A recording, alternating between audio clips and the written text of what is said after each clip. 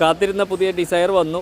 5 star റേറ്റിങ്ങോട് കൂടിയാണ് വന്നേക്കുന്നത്. അപ്പം മാരുതിക്ക് സ്റ്റാർ റേറ്റിംഗ് ഇല്ല എന്ന് പറഞ്ഞ് മാറി നിന്ന കസ്റ്റമേഴ്സിന് എന്തുകൊണ്ടും എടുക്കാൻ പറ്റിയൊരു വാഹനമാണ്.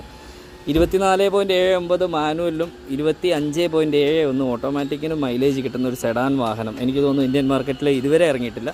അപ്പോൾ അത്രയും മൈലേജോടുകൂടി അത്രയും സ്പേഷ്യസ് ആയിട്ടുള്ളൊരു സെഡാനാണ് ശരിക്കും ഈ ഒരു ഡിസയർ പറയുന്നത്. അത്യാവശ്യം നല്ല ഫീച്ചേഴ്സ് ഉണ്ട്. പിന്നെ അതുമാത്രമല്ല, സ്റ്റാർ റേറ്റിങ്ങിൻ്റെ കാര്യം, സ്റ്റാർ റേറ്റിംഗ് വെച്ച് മാർക്കറ്റ് ചെയ്യുന്ന ഏതൊരു മാനുഫാക്ചറർക്കും വെല്ലുവിളിയായിട്ടാണ് ഈ ഒരു ഡിസയർ വന്നേക്കുന്നത്.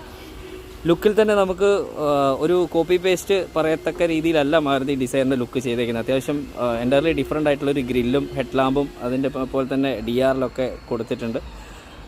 മെയിനായിട്ട് ഇതിൻ്റെ ലുക്കാണ്. പിന്നെ ഇതിലേക്ക് വന്നേക്കുന്ന ഫീച്ചേഴ്സ് എന്ന് പറയുമ്പം സെഡാനിൽ സൺറൂഫ് വന്നിട്ടുണ്ട്. ZXi പ്ലസിന് മാത്രമേ സൺറൂഫ് ഉള്ളൂ. വയർലെസ് ചാർജറുണ്ട്, 360 ക്യാമറയുണ്ട്, ഓട്ടോമാറ്റിക് മാനുവൽ അവൈലബിൾ ആണ്. ഓട്ടോമാറ്റിക് എന്ന് പറയുമ്പോൾ AGS